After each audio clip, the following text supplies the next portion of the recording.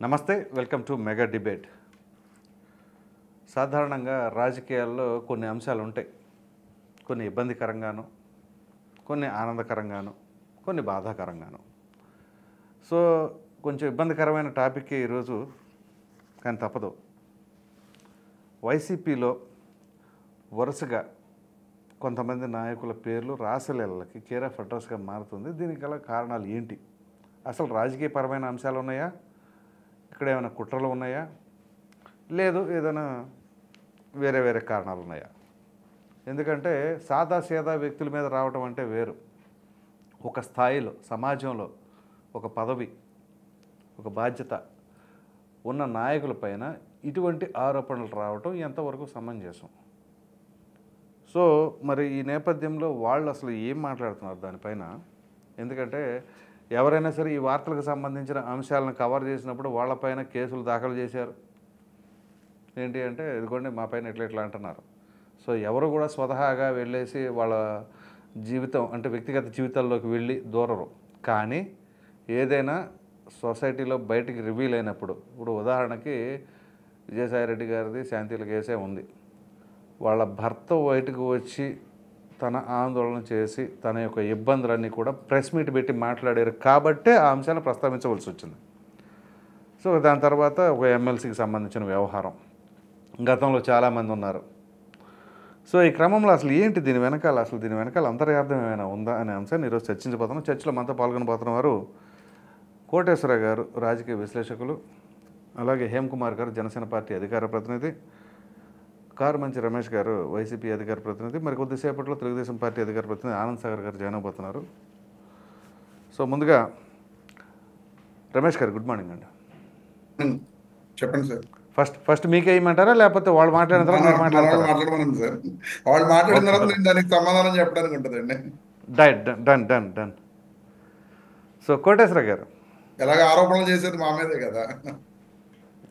మీరు ఇప్పుడు అంతే కదా, కూటమి వర్సెస్ వైసీపీ అయినప్పుడు. ఏంటి సార్ హేమకుమార్ గారు? కూటమి వర్సెస్ వైసీపీ కదండి.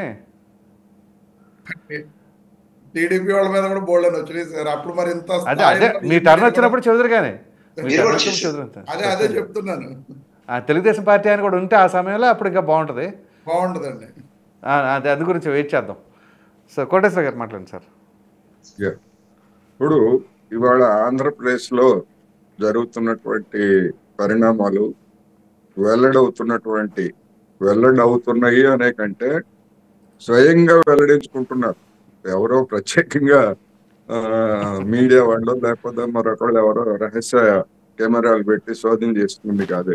ఎస్, మేము సంబంధంలో ఉన్నాం, మా ఇద్దరికి పెళ్ళయింది, మా కుటుంబాల నుంచి విడిపోయాం, మాకు విడాకులు రాలేదు, ఇంకా చట్టబద్ధంగా పెళ్లి చేసుకోవడానికి వీల్లేదు, అందుకని మేము కలిసి ఉంటున్నాం, ఇది అడల్టరీ అనుకుంటారు, ఏమనుకుంటారో మీ ఇష్టం అని చెప్పేసి బహిరంగంగానే చెప్తున్నటువంటి ఒక ఎమ్మెల్సీ లేదా ఎమ్మెల్సీతో సహజీవనం చేస్తున్నటువంటి, సహజీవనం అని కూడా కాదు, ఆమె సహజీవనం అంటే పెళ్లి కాని వాళ్ళు చేసేది, మేము అడల్టరీ చేస్తున్నాం, మేము ఏం చేస్తారో చేసుకోండి, కోర్టులు కూడా మమ్మల్ని ఏమి చేయలేవని చెప్పేసి చెప్పినటువంటిది మనం చూసాం. ఇక్కడ సమస్య ఏంటంటే వాళ్ళు ఆ విధంగా చెప్పుకుంటున్నారు. వాళ్ళు చెప్పుకున్నటువంటి దాన్ని లేదా వాళ్ళ ఉదంతాలని మీడియా, సోషల్ మీడియా అనే కాదు, ఈవెన్ శాటిలైట్ ఛానల్స్ గా ఉన్నటువంటి కూడా రంజుగా వాటి చుట్టూ కథలల్లి రేటింగ్స్ పెంచుకోవడము, లేకపోతే వీక్షకుల్ని పెంచుకోవడం ద్వారా డబ్బు సంపాదనకి వాళ్ళని కూడా ఒక మార్గంగా చేసుకోవడం అనేటువంటిది ఇవాళ మన సొసైటీలో కనిపిస్తున్నటువంటి ఒక ప్రధానమైనటువంటి ట్రెండ్. వాళ్ళు రాజకీయ నాయకులు కావచ్చు, లేదా సినిమాలకు సంబంధించినటువంటి వాళ్ళు కావచ్చు, లేదా ఇంకా ఇతరులు ఎవరైనా ఉంటే ఇతరులు అంటే ప్రభుత్వ ఉద్యోగులు, శాంతి అనే ఆమె గవర్నమెంట్ ఆఫీసరు, ఆమె కూడా ఎస్ నేను ఫలానా వాడితోటి నేను బిడ్డను కన్నాను అని చెప్పి బహిరంగంగానే చెప్పినటువంటి ఉదంతాలను మనం చూసాం. అందువల్ల ఇక్కడికి వచ్చేసరికి నైతిక పరమైనటువంటి అంశాలు ఒకటి, లేదా చట్టపరమైనటువంటి అంశాలు ఒకటి. మనం చట్టపరమైనటువంటి అంశాలని గమనంలోకి తీసుకోకుండా, లేదా చట్టం ఏం చెప్తా ఉంది, కోర్టులు ఏం చెప్పాయి అనేటువంటిది గమనంలోకి తీసుకోకుండా దాన్ని మనం పాటిస్తున్నామని చెప్తూనే రెండో వైపున నైతిక సూత్రాల గురించి చెప్పేటువంటి ఆ, బోధకులు లేకపోతే ఇటువంటి వాళ్ళందరూ కూడా సమాజంలో విపరీతంగా పెరిగిపోతున్నారు. ఎంత నైతిక సూత్రాలు, ఎంత బోధనలు ఎక్కువగా ఉంటే వాళ్ళ వెనకాల అవాంఛనీయమైనటువంటి లేదా సమాజం అనైతికంగా భావించేటువంటి కార్యకలాపాలు అవి ఆ స్త్రీ పురుష సంబంధాలు కావచ్చు, లేకపోతే భూములకు సంబంధించినటువంటి అక్రమాలు కావచ్చు, లేదా ఇతరత్ర ఆర్థిక పరమైనటువంటి అక్రమాలు ఏవైనా కానివ్వండి, ఎంత ఎక్కువ నీతులు చెప్పేవాడు ఉంటే అంత ఎక్కువగా అనేటువంటిది సమాజంలో ఉన్నటువంటి వాతావరణం. అయితే ఇవాళ వైసీపీకి సంబంధించినటువంటి ఉదంతాలు, లేదా ఒక సినిమా హీరో ఆ హీరో తోటి సహజీవనం, ఎందుకంటే వాళ్ళిద్దరికి పెళ్లి కాలేదు కానీ సహజీవనం చేసినటువంటి వాళ్ళు మీడియాకి ఎక్కి చేస్తున్నటువంటి ఆరోపణలు ఇవన్నీ మనం చూస్తున్నాం. ఇక్కడ ఒక వైసీపీనే అనుకుంటే పొరపాటు. అవును, అధికారంలో ఉన్నా లేకపోతే ప్రతిపక్షంలో ఉన్నా అన్ని పార్టీల్లోనూ ఇలాంటి సంబంధాలు అనేటువంటివి బహిరంగ రహస్యం. అయితే బయటకు వచ్చినటువంటివే తప్ప బయటకు రానటువంటివి అందరికి కూడా తెలిసిందే. గతంలో అందరికీ తెలిసినా గానీ మీడియా కానీ లేదా సోషల్ మీడియా కానీ వాటన్నిటితోటి క్యాష్ చేసుకోవడానికి అవి ప్రయత్నించలేదు. ఒకటైతే వాటి ముందు రావడానికి కూడా అటువంటి వాళ్ళు భయపడినటువంటి సందర్భాలు గతంలో ఉన్నాయి. ఇప్పుడు అటువంటి వాళ్ళకి భయమూ లేదు, సోషల్ మీడియా కూడా దాన్ని క్యాష్ చేసుకోవడానికి ప్రయత్నిస్తూ ఉంది. అయితే ఇప్పుడున్నటువంటి ఈ ట్రెండ్ చూసిన తర్వాత నాకేమనిపిస్తా ఉందంటే, రాబోయేటువంటి రోజుల్లో మిగిలినటువంటి పార్టీల్లో ఉన్నటువంటి ఇలాంటి భాగవతాలు కూడా పెద్ద ఎత్తున బయటకు వచ్చేటువంటి అవకాశాలు స్పష్టంగా కనిపిస్తున్నాయి. అవి ఎవరైనా పని కట్టుకొని తీసుకొస్తారా, లేకపోతే ఎట్లా చేస్తారు ఏమిటి అనేటువంటిది నేను ఇప్పుడు ఊహించి చెప్పలేను. కానీ డెఫినెట్ గా ఇటువంటి విషయాలన్నీ కూడా మిగతా వాళ్ళ బలహీనతల్ని లేదా లోపాలని వీటన్నిటిని కూడా బయటకు తెచ్చేటువంటి పరిస్థితులు కనిపిస్తున్నాయి. వీటిని చూసి సమాజం ఏమనుకుంటోంది అనేటువంటి దాని విషయానికి వస్తే నేను దాంతో ముగిస్తాను. సమాజం ఎంజాయ్ చేస్తా ఉంది, సమాజం తప్పనుకోవట్లేదు. అవకాశం దొరికితే మనం కూడా అలాంటి దాన్ని ఉపయోగించుకోవాలని చూసేటువంటి ప్రబుద్ధులు కూడా సమాజంలో ఉన్నారు. రెండోది, చట్టబద్ధంగా ఉన్నటువంటి అవకాశాలు ఏమిటనేటువంటిది ముఖ్యంగా దువ్వాడ శ్రీను, మాధురి అనే వాళ్ళు చెప్పినటువంటి అంశాలను చూస్తే అనేక మందికి ఓహో, మనకి పెళ్లి కాకపోయినా కానీ మనకి ఒక వయసు వచ్చిన తర్వాత, అంటే చట్ట ప్రకారం మేజర్ అయిన తర్వాత మనం కలిసి ఉండొచ్చు, లేకపోతే ఏ విధంగా చేయొచ్చు అనేటువంటిది బాహాటంగా ఇవాళ ఒక ఆంధ్రదేశం అనే కాదు, ఎక్కడ తెలుగు వాళ్ళు ఉన్నా లేదా మిగిలినటువంటి వాళ్ళకు కూడా ఒక ప్రగాఢమైనటువంటి ఒక సందేశాన్ని వీళ్ళు ఇస్తున్నారు. అందువల్ల ఇటువంటి వాళ్ళ పట్ల ఏం చేస్తారు అనేటువంటి చూసుకున్నప్పుడు పార్టీ పరంగా దువ్వాడ శ్రీనివాస్ గారిని నియోజకవర్గ ఇన్ఛార్జిగా ఉన్నటువంటి పదవి నుంచి తప్పించారు. ఓకే, బాగానే ఉంది. మరి విజయసాయి రెడ్డి మీద కూడా అటువంటి ఆరోపణలే వచ్చినా కానీ విజయసాయి రెడ్డి మీద ఎలాంటి చర్యలు తీసుకోలేదు. అందుకని ఇలాంటి కొన్ని వైరుధ్యాలు అనేటువంటివి స్పష్టంగా కనిపిస్తున్నాయి. ఇప్పుడు మిగిలినటువంటి వాళ్ళ పార్టీలో ఉన్నటువంటి వాళ్ళ భాగవతాలు కూడా రాబోయే రోజుల్లో తెర మీదకు రాబోతున్నాయి అనేది నేను ఈ సందర్భంగా చెప్పదలుచుకున్నా. దీనిలో మంచి చెడ్డలు అనేటువంటివి వ్యక్తిగతమైనటువంటి సంబంధాలు, ఇష్టపూర్వకమైనటువంటి సంబంధాలు. అందువల్ల నీతి నియమాలు అనేటువంటి దాటిని ఇప్పుడు రాజకీయాల్లో పాటించట్లేదు, ఆర్థిక రాజకీయ వాణిజ్య వ్యాపారాల్లో పాటించట్లేదు, దేనిలోనూ పాటించినటువంటి నీతి నియమాలు ఈ వ్యక్తిగత సంబంధాల్లో ఎలా ఉంటాయి? ఉండవు. ఎందుకంటే కమర్షియలైజేషన్ లేదా ఇది మన పెట్టుబడిదారీ సంస్కృతి పెరిగిన తర్వాత ఇవి ఇంకా విచ్చలవిడిగా ఉంటాయి. వీటి లక్షణం అది అనేది నేను ఈ సందర్భంగా చెప్తాను. రైట్ సార్, మళ్ళీ వస్తాను.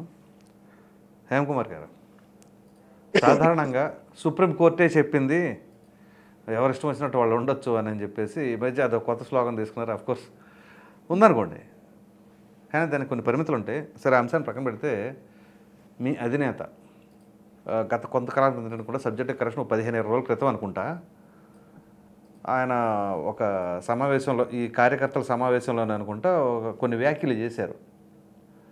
ఏమన్నారంటే, మీ మీద చాలా బాధ్యత ఉంటుంది, జాగ్రత్తగా ఒళ్ళు దగ్గర పెట్టుకొని ఉండండి, ఎటువంటి అవకాశాలు కూడా, ఎటువంటి గాసిప్స్కి కూడా అవకాశాలు ఇవ్వకుండా ఉండండి అని చెప్పేసి అన్నారు. మీకు గుర్తుందండి? హేమకుమార్ గారు గుర్తుందండి? సార్ మధ్యలో చెప్పండి. సరే, పవన్ కళ్యాణ్ గారు ఈ విధంగా కొంచెం హెచ్చరించారు. గుర్తుందా మీకు? మీ మీద బాధ్యత ఉంది, ఎక్కడ కూడా ఎటువంటి అపవాదులు మూటగట్టుకోవద్దు, అవకాశాలు ఇవ్వకూడదు, ప్రతి ఒక్కరూ చాలా జాగ్రత్తగా గమనిస్తూ ఉంటారు అని చెప్పేసి అన్నారు. ఆ రోజు ఆయన చేసిన వ్యాఖ్యలు ఇదిగో ఇట్లాంటివి ఉన్నాయనే సమాజంలో, దానివల్ల దాని ఇంపాక్ట్ పార్టీ మీద పడుతుంది, పార్టీకి ఎట్టి పరిస్థితుల్లో చెడ్డ పేరు రాకూడదు. ఖచ్చితంగా ఒక వ్యక్తి అట్లాంటి చర్యలకు పాల్పడ్డారు అంటే సమాజంలో కావచ్చు, లేదా ఇతర పార్టీల దగ్గర కావచ్చు, ఆ పార్టీ పట్ల చులకన భావం అనేది ఉంటుంది ఖచ్చితంగా. సో చెప్పండి సార్. యాక్చువల్గా వచ్చి గతంలో ఇది అంటే కొత్తగా జరిగేది అయితే కాదు, కానీ గతం ఎప్పటి నుంచో జరిగేది. కానీ సోషల్ మీడియా వచ్చినాక ఇలాంటి దాని సంబంధాలు, అక్రమ సంబంధాలు ఇవి చాలా వరకు వైరల్ అవుతున్నాయి, బయట పెడుతున్నారు. అదేవిధంగా కొన్ని ఛానల్స్ ఏమంటే ఇలాంటి వాటిని క్రియేట్ చేసి అదొక చిన్న హలో అదే పనిలో ఉన్నారు కొన్ని ఛానల్స్ సోషల్ మీడియాలో, కానీ ఛానల్స్ అని చెప్పను, కానీ సోషల్ మీడియాలో ఇది ఒక షార్ట్ ఫిల్మ్ లాగా తీయడము, దాన్ని టెలికాస్ట్ చేయడము, దీని నిజంగానే టెక్నాలజీని కరెక్ట్ అయిన పద్ధతిలో వాడుకుంటే ఈ దేశం కాదు, ప్రపంచం కాదు, చాలా ఎంతో ముందుకు పోవడం, ఎంతో మందికి ఉపయోగపడేలాగా ఉంటుందని తెలిసి నా యొక్క ఉద్దేశం అది. కానీ వీళ్ళు ఏం చేస్తున్నారంటే ఇలాంటి అసాంఘిక చర్యలు, ఇలాంటి వాటి మీద ఎక్కువ ఫోకస్ చేస్తున్నారు. ఎందుకంటే ఎక్కువ వ్యూవర్స్ వస్తున్నారు, దాని గురించి ఏదో మనకు బెనిఫిట్స్ ఉంటాయి కదా, ఏదో వ్యూవర్స్ ఎక్కువ వస్తే కొద్దిగా బెనిఫిట్స్ ఉంటాయి ఛానల్స్ అని వాళ్ళ యూట్యూబ్ ఛానల్స్ కి, దానికి అలాంటి వాటి మీద మక్కువ చూపిస్తున్నారు. సో దీని పక్కన పెడితే అది వాళ్ళు అంటే వాళ్ళ క్యారెక్టర్ అసోసియేషన్ మనం ఇది చేయలేము, ఏదో బతకడానికి ఏదో కూటి కోసం కోటి విద్యలు అన్నట్టు ఏదో చేస్తున్నారు, అలాంటిది ఓకే. అది కూడా ఈ సమ్ కంపెనీస్ వాళ్ళు రెప్యుటేషన్ కోసము, ఇంతమంది వ్యూవర్స్ ఉన్న వాళ్ళని ఎలా క్యాష్ చేసుకోవాలని దానికోసము అలాంటివి చేస్తున్నారు. బట్ ఇలాంటి రాజకీయ నేతలకు వచ్చే సమయానికి అరే మనం సమాజంలో, మనం రాజకీయ పరంగా మనల్ని సమాజంలో ఎంచుకున్నారు అంటే దాని అర్థం ఏంటి? మనము నిజాయితీగా ఉండాలా. అంటే ఎవరైనా సరే ఇంకా అది కొన్ని బయటపడిందంటే దాన్ని ఎవరు ఏం చేయలేని పరిస్థితుల్లో బయటపడిందంటే అదే మీడియా కూడా కాపు కాస్తూ ఉంటుంది. థర్డ్ ఐ అంటారు, ఫోర్త్ ఎస్టేట్ థర్డ్ ఐ కాసుకొని ఉంటుంది, ఏం దొరుకుతుందా అని చిన్న ఉద్దేశంతో. కానీ మంచిదే అది, ఎందుకంటే వీళ్ళు ఇవన్నీ ఇలాంటి టెక్నాలజీ ఉన్నదాన్ని చూసి నాయకులుగా ఉన్న వాళ్ళే తెలియదు, అరే మనం సమాజానికి మంచి చెప్పడానికి సమాజం మన మీద ఎంత గౌరవం పెట్టుకునింది అన్న ఆలోచన కూడా లేకుండా ఆ దువ్వాడ శ్రీనివాసుని అతను ఎత్తామంటే గతంలో పవన్ కళ్యాణ్ని ఎంత నిందించి మాట్లాడాడంటే అతను నిజంగా అలాంటి ఒక దీంట్లో ఉండి ఏకవచనంతో అన్పార్లమెంటరీ లాంగ్వేజ్ అలాంటి మాటలు మాట్లాడడం, అంతకుముందు వాడేంతో ప్రతివర్త లాగా. ఇప్పుడు అతను నిజంగానే అతను ప్రతివర్త అయితే నువ్వు మాట్లాడచ్చు, నీ ఎదుటి క్యారెక్టర్ అంత, అది కూడా అంత లాగా మాట్లాడని అవసరం లేదు. మన కింద మనం డిఫాల్ట్స్ పెట్టుకునేసి నువ్వేందో సమాజంలో ఎట్లుండాలంటే ఏకపత్నివతుడు, ఆ డైలాగులు కూడా నాకు నిజంగానే ఇంకా మీరు అన్ఎక్స్పెక్టెడ్ గా ఇవ్వడంతో నాకు ఇది రాలేదు కానీ మనకు దాన్ని ఆలోచిస్తే అలాంటి మాటలు మాట్లాడినప్పుడు చాలా బాధేసింది మాకు నిజంగానే. మేము ఏం చేయాలని మా పవన్ కళ్యాణ్ గారు ఏం చేశారంటే ఫస్ట్ పార్టీ రూలింగ్ రాగానే ప్రమాణ స్వీకారం కూడా చేయలేదు. ఫస్ట్ ఇన్స్ట్రక్షన్ ఇచ్చారంటే ఏమి ఇచ్చారంటే ఎవరి మీద కానీ తప్పుడు మాటలు కానీ అలిగేషన్స్ కానీ ఇలాంటి ఏకవచనంతో మాట్లాడే మాటలు కానీ ఎలాంటివి చేయకండి, అది వాళ్ళ దీనికి వాళ్ళ విధికి వాళ్ళ వదిలేద్దాము అనేసి మాకు ఫస్ట్ ఇన్స్ట్రక్షన్ ఇచ్చారు. మేము మీడియాలో స్టార్ట్ చేశాను, నేనే ఫస్ట్ ప్రెస్ మీట్ పెట్టాను ఆ రోజు. దీని మీదనే ప్రెస్ మీట్ పెట్టాను నేను. దువ్వాడ శ్రీనివాసుల మీద ఇంకొక 2-3 మీద ప్రెస్ మీట్ పెట్టాను. రోజా మీద పెట్టా యాక్చువల్గా నేను. ఫస్ట్ ప్రెస్ మీట్ ఏమమ్మా ఇన్ని మాటలు మాట్లాడావు అని తెలుసుని నీకు తగునా ఎంత మాత్రం పదవి ఉందంటే మాత్రం అంత అహంకారపూరితంగా ప్రవర్తించకూడదు. మనం సమాజానికి ఒక దిక్సూచిలాగా ఉన్నాము, మనం సమాజానికి చెప్పేలాగా ఉన్నాం, కానీ సమాజం దగ్గర మనం చెప్పించుకునేలాగా లేదు కదా అనే ప్రెస్ మీట్ కూడా నేను పెట్టాను ఫస్ట్ లోనే రాగానే. అప్పుడు దాన్ని చూసి వైరల్ అవ్వడంతో ఇమ్మీడియట్ గా ఇచ్చి అందరికీ ఇచ్చారు.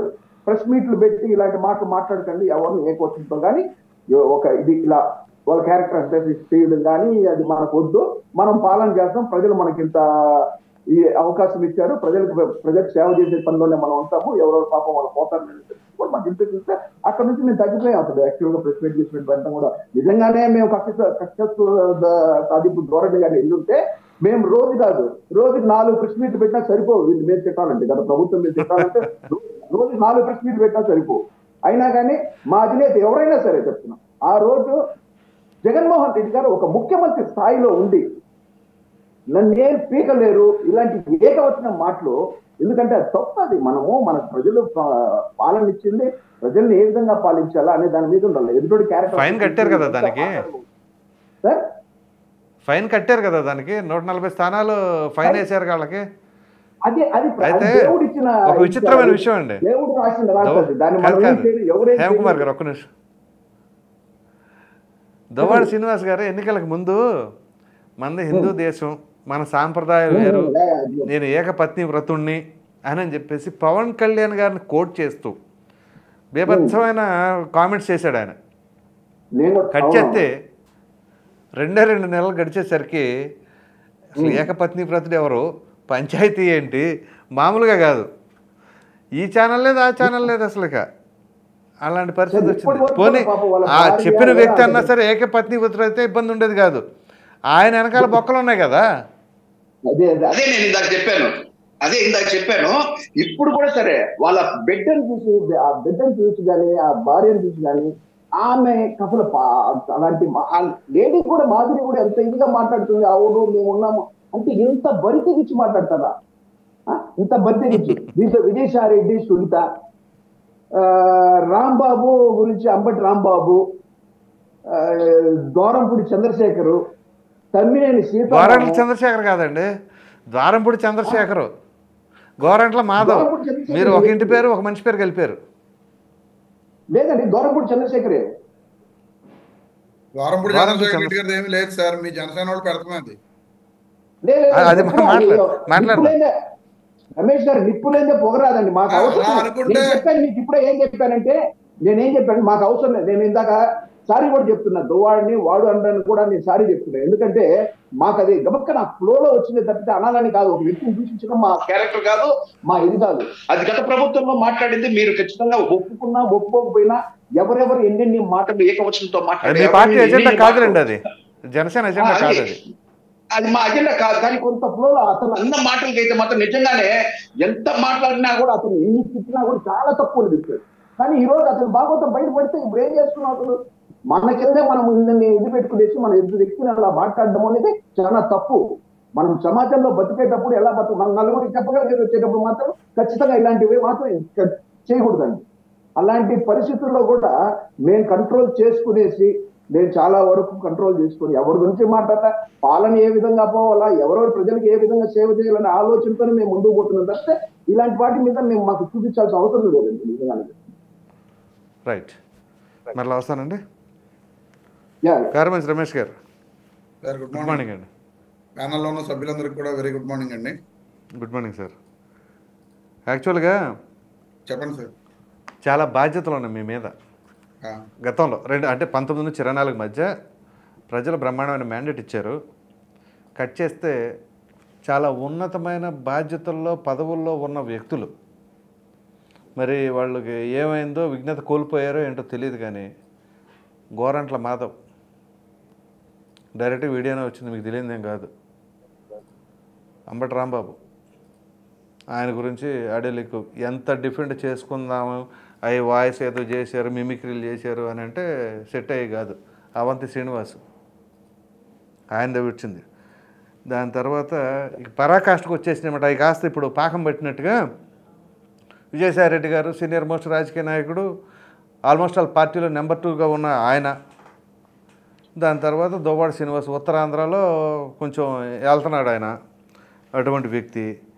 ఇంకా ఒక అడుగు ముందుకేసి జనసేన పార్టీ నాయకుడు అయినటువంటి బొలిశెట్టి సత్య గారు ద్వారంపూడి చంద్రశేఖర్ రెడ్డి గారికి ఇంకొకరికి ఏదో ఉందని చెప్పేసి ఇటీవల ఆయన ఒక అది ఎలిగేషనా ఫ్యాక్టా వాట్ ఎవర్ అదేమంటే మీరు బుర్ర జల్లేసారు, మీకు మేము తుడుచుకునే ప్రయత్నం చేసుకుంటామని మీరు అనుకోవచ్చు.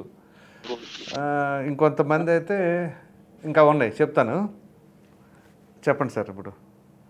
ఇప్పుడు మీరు చెప్పినట్లుగా మా ప్రభుత్వం అధికారంలో ఉండగా అవంతి శ్రీనివాస్ గారి మీద కానీ, అంబటి రాంబాబు గారి మీద కానీ, గోరంట్ల మాధవ్ గారి మీద కానీ ఈ ఆరోపణలు రావడం జరిగింది.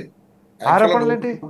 ఒక నిమిషం, గోరంట్ల మాధవ్ ఆరోపణ ఎలా అయితే? గోరంట్ల మాధవ్ గారిది డైరెక్ట్ వీడియోనే వచ్చింది అనుకోండి, అది ఆరోపణ కాదు. ఈ ఇష్యూస్ రావడం జరిగింది. దాంట్లో అవంతి శ్రీనివాస్ గారు కానీ, అంబటి రాంబాబు గారు కానీ ఇవన్నీ మేము మాట్లాడలేదు, అవన్నీ మార్పింగ్ చేశారు, ఈ ఆడియోస్ అన్ని కరెక్ట్ కాదని చెప్పి చెప్పడం జరిగింది. సరే, ఇప్పుడు ఎవరు ఎలా చేసినా నిజంగా అటువంటి ఆడియోస్ కానీ వీడియోస్ కానీ బయటకు రావడం అనేది ఏ నాయకులకైనా ఆ పార్టీలో ఉన్న మాకు కూడా ఇబ్బందే.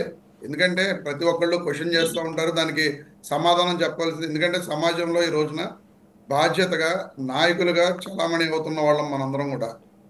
దీంట్లో ఖచ్చితంగా కూడా నాయకుడికి ఒక రెస్పాన్సిబిలిటీ అనేది ఉంటుంది.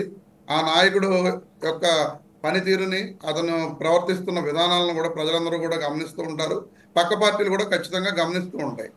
ఈ గమనిస్తారు అనే ఉద్దేశం ప్రతి ఒక్కరికి ఉండాలి. కాబట్టి ఖచ్చితంగా ఎవరి జాగ్రత్తలు అంటే ఎవరు నైతిక విలువలు వాళ్ళు కాపాడుకుంటూ వాళ్ళు స్వచ్ఛందంగా నీతిగా ఉండాలి తప్ప వాళ్ళు లేకపోతే ఎవరికైనా ఇబ్బందికర పరిస్థితులు ఇవి. ఆ పార్టీలో ఉన్న నాయకులకైనా అక్కడ ఉన్న కార్యకర్తలకైనా చాలా ఇబ్బందికర పరిస్థితులు. ఇప్పుడు కోటేశ్వరరావు కానీ లేకపోతే హేమ్ కుమార్ గారు కానీ చెప్పడం జరిగింది, ఇష్యూస్ జరిగినప్పుడు ఖచ్చితంగా మీడియా వాళ్ళు వాటిని ప్రొజెక్ట్ చేస్తున్నారు. ఆ ప్రొజెక్ట్ చేస్తున్న విధానం ఏంటంటే ఇంకా అది రోజుల తరబడి గంటల తరబడి అదే విషయాన్ని ప్రొజెక్ట్ చేస్తూ ఇంకా దారుణంగా ఈ సమాజంలో చాలా ఇబ్బందికర పరిస్థితులు అరైజ్ అయ్యే పరిస్థితిని తీసుకొస్తున్నారు. కానీ మీడియాను ప్రొజెక్ట్ చేయొద్దని చెప్పి ఎవరు చెప్పరు. దాన్ని కొంతవరకు ఆ ఇష్యూ జరిగింది కాబట్టి ఆ ఇష్యూని ఇలా చేస్తున్నారు ఫలానా వ్యక్తులని చెప్పి అక్కడతోటి కట్ చేస్తే బాగుండు. కానీ దాని మీదే మనం ఇలా నెలల తరబడి వారాల తరబడి డిబేట్లు పెట్టుకుంటూ ఉంటే మాకు కూడా కొంచెం ఏదో రకంగా ఉన్నట్టుగా అనిపిస్తుంది. మాట్లాడాలన్నా సరే ఖచ్చితంగా ఇలాంటి వ్యవహారాలు అనేవి కరెక్ట్ కాదు. ఎవరు చేసినా అది తప్పే. కానీ ఇక్కడ ఇంకో విషయం ఏంటంటే, అప్పుడు హేమ్ కుమార్ గారు చెప్పారు పలానా వాళ్ళు అని చెప్పి. మనం కామెంట్ చేయడం కాదు, కానీ పవన్ కళ్యాణ్ గారు విషయంలో ఎన్నో కామెంట్స్ వచ్చినాయి. ఆ కామెంట్స్ వచ్చినట్టుగా ఆయన సమాధానం చెప్పడం జరిగింది. స్వయంగా ఆయన భార్య రేణు దేశాయ్ గారే ఏం జరిగింది ఏంటి అనేది ఆవిడ చెప్పడం జరిగింది. మనం కామెంట్ చేయడం ఈ రోజున ఆయన హేమ్ కుమార్ గారు చెప్పినా సరే ఖచ్చితంగా ఆ రోజుల్లో ఆ ఇష్యూస్ అన్ని జరిగినాయి. వాటి మీద ఏదో అలా అయిపోయిందే వదిలేశారు. మా పార్టీ నాయకుడు జగన్మోహన్ రెడ్డి గారు ఆయన్ని కామెంట్ చేశారని చెప్పి ఈరోజు హేమ్ కుమార్ గారు చెప్తున్నారు. ఆ రోజున ఇష్యూస్ అలా ఉన్నాయి పరిస్థితులు స్వయంగా. ఎందుకంటే అక్కడ చట్టపరంగానే ఆయన వ్యవహరించారే తప్ప మీరు మాట్లాడుతున్నారు. కానీ నేను చెప్పిన నన్ను సబ్మిషన్ చేయనండి. చెప్పండి సార్, చెప్పండి. ఆయన చట్టపరంగానే చేశారు తప్ప ఎక్కడ కూడా అక్రమంగానో లేకపోతే చాటుమాటుగానో చేసిన వ్యవహారాలేం కాదు. బహిరంగంగానే ఆయన విడాకులు తీసుకొని మ్యారేజ్ చేసుకున్నారు. కానీ జగన్మోహన్ రెడ్డి గారు దాన్ని ఏ విధంగా మాట్లాడారంటే రాజకీయ పరంగా అసలు అది వేదిక కాదా ఏంటి అనేది ఎవరున్నారు ఏంటని కూడా చూసుకోవాలా. డైరెక్ట్గా అమ్మఒడి కార్యక్రమంకి చిన్నపిల్లల విద్యార్థులని ముందు పెట్టుకొని వాళ్ళ ముందు పెళ్ళిళ్ళు పెళ్ళాలు 3 పెళ్ళిళ్ళు జాకీలు టైర్లు అయ్యి అని మాట్లాడారంటే ఒక ముఖ్యమంత్రి స్థాయిలో ఉండి ఆ మాటలు తగునా? ఒక్కసారి రేణు దేశాయ్ గారు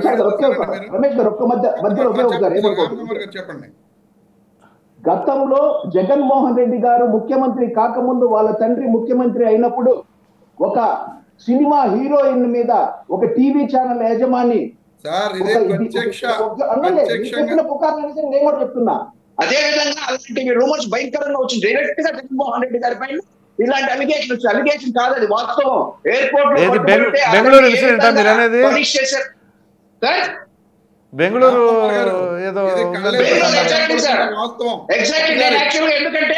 ఎందుకంటే అది హీరోయిన్ పేరు చెప్పు. హీరోయిన్ పేరు నాకు తెలుసు, టీవీ ఛానల్ యజమాని పేరు నాకు తెలుసు. కానీ నేను ఎందుకు చెప్తున్నానంటే అలాంటివి కూడా వచ్చినాయి. కానీ మనం ఈ రోజు నిజంగానే మీరు పవన్ కళ్యాణ్ గారి విషయం ఎత్తేటప్పటికి ఆయన చాలా క్లియర్ గా చెప్పారు ఎలాంటి విషయము ఏంటనేసరి. టోటల్ అఫీషియల్ గా జరిగింది. ఆయన నా జీవితంలో ఇలాంటివి జరగకూడదు, అయినా జరిగినాయి. కానీ దీని మీద సంజయ్ చెప్తున్నాను చేశారు. అయినా కానీ చెప్తున్నా ఒక నిమిషం. అయినా కానీ ఒక పెద్ద అమ్మఒడి సభలో పోయేసి ఆయన పెళ్లిళ్ళు పిల్లల్ని మార్చేస్తారంటే పిల్లలకి అమ్మఒడి పథకం కింద సబ్జెక్ట్ ఏంటి అసలు? అయిపోయింది కదా. ముఖ్యమంత్రి హోదాలో ఉండి అలాంటి మాటలు మాట్లాడడం ఎంతవరకు సంబంధించిందో నేను మిమ్మల్ని అడుగుతున్నాను. సరే సరే, ఇప్పుడు మీరు చెప్పారు సార్ ప్రసాద్ గారు, ప్లీజ్ ప్లీజ్. పవన్ కళ్యాణ్ గారి విషయం హేమ కుమార్ గారు చెప్పారు. యాక్చువల్ గా అది అంత ఎలిగేషన్ జరిగేది కదా, ఆయన న్యాయబద్ధంగా అంత అఫీషియల్ గా జరుగుంటే రేణు దేశాయ్ గారు స్వయంగా ఒక ఇంటర్వ్యూలో ఆవిడే చెప్పారు, నాతో ఆయన కాపురం చేస్తూ ఇప్పుడున్న అన్నా లెజినోవా గారితో ఆవిడ 9th month అదే ఇలా ప్రెగ్నెన్సీ వచ్చిందని చెప్పి అది వదిలేండి. ఇలాంటివి చెప్పుకుంటా పోతే ఇంకా కోళ్ళు వస్తాయి. అది వదిలేండి, ఆ టాపిక్ వదిలేండి. అలా కాదు సార్, నేను విషయం చెప్తున్నా. దాని గురించి వదిలేండి, ఆ సబ్జెక్ట్ వదిలేండి. నేను మాట్లాడుతున్నా నాన్ స్టాప్ గా టాపిక్ వస్తూనే ఉంటుంది. వదిలేయండి. మీ నాయకుడు చేసింది, ఇప్పుడు మీరు నాయకుడు చేసింది తప్పు. దాన్ని వెనకేసుకొని రావడం కోసం ఎదుటి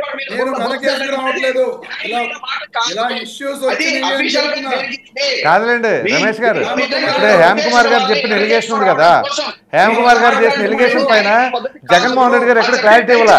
అదే పవన్ కళ్యాణ్ గారి పైన వచ్చిన ఎలిగేషన్స్ ఆయన క్లారిటీ ఇచ్చారు. జగన్మోహన్ రెడ్డి గారు ఎక్కడ క్లారిటీ ఇవ్వాలి ఆయన మీద వచ్చిన ఎలిగేషన్స్ కి.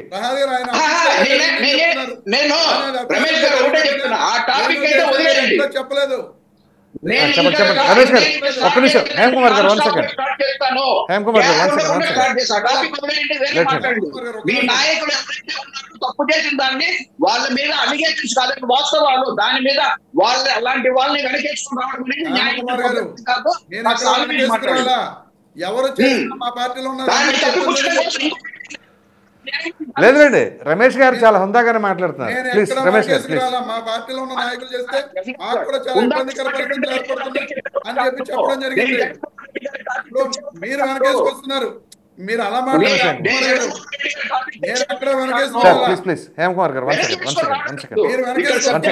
second. రమేష్ గారిని ఒకసారి ఆయన టర్న్ అది. నేను మీకు అవకాశం ఇస్తున్న మధ్యలో మీరు చేస్తున్నారు.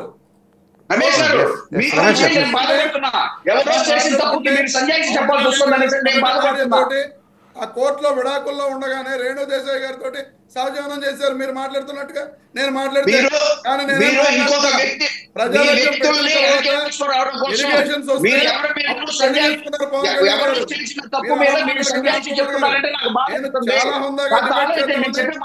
కానీ చాలా హుందాగా నేను అగ్రీ అయ్యా.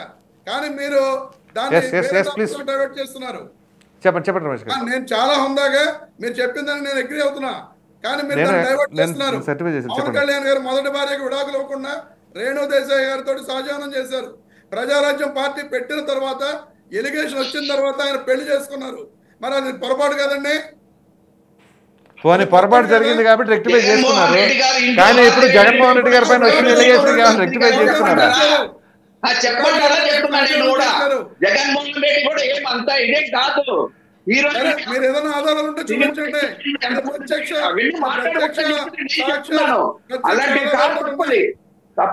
జరిగిపోయిన విషయం చెప్పేశారు. ఇంకా రమేష్ గారు కంక్లూడ్ చేయండి. టీడీపీ ఆయన కూడా వచ్చారు. రమేష్ గారు ప్లీజ్. హేమ కుమార్ గారు 1 second ఆగండి. చెప్పండి రమేష్ గారు. ఇలాంటి విషయాలు ఏ పార్టీలో జరిగినా చాలా ఇబ్బందికర పరిస్థితులే. ఎందుకంటే అన్ని పార్టీల్లోనూ ఇలాంటి ఇష్యూస్ ఉన్నాయి. ఇప్పుడు టీడీపీలో ఇప్పుడు ప్రజెంట్ మంత్రిగా ఉన్నారు నారాయణ గారు. వాళ్ళ మరదలు స్వయంగా పొంగూరు ప్రియా గారు నారాయణ గారి మీద అభియోగాలు చేయడం జరిగింది. ఇలాగా ప్రతి పార్టీలోనూ ఎన్నో ఇష్యూస్ ఇలా ఉన్నాయి. కానీ కొన్ని ఏంటంటే ఇలా బయటకు వచ్చి మీడియా ముఖంగా ఇప్పుడు ఆవిడ సోషల్ మీడియాలో కూడా డైరెక్ట్ వీడియోస్ రిలీజ్ చేయడం జరిగింది. కానీ దాని మీద ఏ ఛానల్ వాళ్ళు కానీ డిబేట్ ఇది కానీ పెట్టడం జరగల. ఎందుకంటే అన్ని ఇష్యూస్ డిఫరెంట్ ఇష్యూస్ కాబట్టి. ఎందుకంటే ఈ రోజున కొంత మీడియా, అన్ని మీడియాలని నేను చెప్పను కానీ కొంత మీడియా అనేది తెలుగుదేశం పార్టీ వాళ్ళ చేతుల్లో ఉంది కాబట్టి అటువంటి ఇష్యూస్ని వాళ్ళు తొక్కిపెట్టడం జరుగుతుంది రైజ్ చేయకుండా. మీకు మీడియా ఉందా లేదా వైసీపీకి? మాకున్నది ఒకటే మీడియా, సాక్షి మీడియా అండి. మరి జగన్ చెప్పడేంటి ఎక్కడ కూడా మాట? ఎందుకు చెప్పు, ఉన్నది ఒకటే. కానీ నాకేమి లేదు నాకేమి లేదు అంటా ఉంటారు కానీ తెలుగుదేశం పార్టీ నాకు పేపర్ లేదు, నాకు వాళ్ళకలాగా నాకు మీడియా లేదు. నేను ఎప్పుడు అలా అన్నానుగా, నేను చాలా మీరు అనలేదండి, జగన్మోహన్ రెడ్డి గారు అట్లాగంటారు. నేను అలా అని కూడా అనరండి జగన్మోహన్ రెడ్డి గారు. కాదు ఈసారి కనుక నాకు పేపర్ లేదు మీడియా లేదు అన్నారనుకోండి, అది నాదే అని చెప్పేసి నేను క్లెయిమ్ చేసుకుంటా. ఏమన్నా మరి నాకన్నా ఇప్పించండి కనీసం. నాకు కూడా వాటా ఇవ్వండి సార్ ప్రసాద్ గారు. ఏదండి నాకు నా దాంట్లో షేర్ పెడుతున్నారు లేదు. మీరు వాటా తీసుకుంటారు కానీ మీకు రాదు. ప్రసాద్ గారు క్లైమ్ తీసుకున్నప్పుడు నాకు కూడా వాటా ఇవ్వని చెప్పి అడిగాను. కానీ బాధాకర విషయం ఏంటంటే రమేష్ గారు నిజంగానే ఎవరో చేసిన తప్పు మీరు సంజయ్ చెప్పాల్సి వస్తుందంటే నాకు బాధపడాలి. రమేష్ గారు లాంటి వ్యక్తి చాలా అరుదుగా ఉంటారు వైసీపీలో స్పోక్స్ పర్సన్. మరలా వస్తాను. ఆ విషయంలో నిజంగా అప్రిషియేట్ చేయాలి. నేను ఎలిగేషన్స్ ఇట్లకి కరెక్ట్ గా నేను లేని విషయాలు మాట్లాడాలంటే నాకు కూడా చాలా ఇబ్బందిగా ఉంటదండి. ఎందుకంటే జరిగిన ఇష్యూస్ ఉన్నాయి, ఏ పార్టీలో అయినా ఇష్యూస్ జరుగుతున్నాయి. ఇప్పుడు కానీ ఇవాళ ఉన్న జనరేషన్ లో మీలాంటి నాయకులు చాలా కష్టమేనేమో రాజకీయాల్లో. బహుశా ఏం చేస్తాం సార్, తప్పదు. జగన్మోహన్ రాజశేఖర్ కాదు, మామూలుగా గొంతు వేసుకొని పడిపోయే వాళ్ళు ఉంటారు, అలాంటి వాళ్ళదే పై అవుతుంది. మీలా హుందా ఉందా వాళ్ళదే వెనక్కి వెళ్ళిపోతున్నారు. సరే ఎనీహౌ నేను మరలా వస్తాను. పర్లేదు సార్, నీతిగా రాజకీయాలు అంతే. మీరు అలాగే ఉండండి సార్, ముందుకు లేకపోయినా ఇబ్బంది లేదు. రైట్. ఆనంద్ సాగర్ గారు నమస్కారం. నమస్తే సార్. మా ఎన్టీఆర్ గారు వచ్చారు. నేటి ఎన్టీఆర్, నాటి ఎన్టీఆర్ గారు, నేటి ఎన్టీఆర్. మా ఎన్టీఆర్ గారు అండి, మా ఎన్టీఆర్ గారు. ఆనంద్ సాగర్ గారు, యాక్చువల్గా ఏంటి అంటే నేటి రాజకీయాలు ఎలా ఉన్నాయంటే ఎన్నో బాధ్యతగా వ్యవహరించవలసిన నాయకులే అనేక రకాలైన ఎలిగేషన్స్తో ఒకదాని తర్వాత ఒకటి ఊపిరి ఆడనివ్వట్ల. అది మీడియా వాళ్ళకి ప్రజలకు కూడా బాగా ఇంట్రెస్టింగ్ అనిపిస్తూ ఉందేమో కానీ, ఎందుకంటే సాధారణంగా ఒక మంచి వార్తలు ఏదైనా సరే మాట్లాడుతుంటే పెద్దగా పట్టించుకోరు. కానీ ఇట్లాంటి గాసిప్స్ వచ్చినప్పుడు మాత్రం వేరే పనులన్నీ ప్రక్కన పెట్టేసి చాలా ఆసక్తిగా వినటం, అటెన్షన్ డ్రా చేస్తూ ఉంటారు. కంటెంట్ అట్లా ఉంటుందేమో బహుశా వాళ్ళకి ఆ ఇంట్రెస్ట్ అదంతా క్రియేట్ చేస్తూ. సో ఈ క్రమంలో ఈ రాజకీయ నాయకులు ఆ పార్టీ కాదు అన్ని పార్టీల్లోనూ ఉన్నారని చెప్పేసి కారుమంచి రమేష్ గారు ఇందాకే చెప్పారు, పార్టీలకు అతీతంగా. అయితే అది డైవర్ట్ అయిపోయింది, మరలా నెక్స్ట్ రౌండ్ వస్తాను మీకు.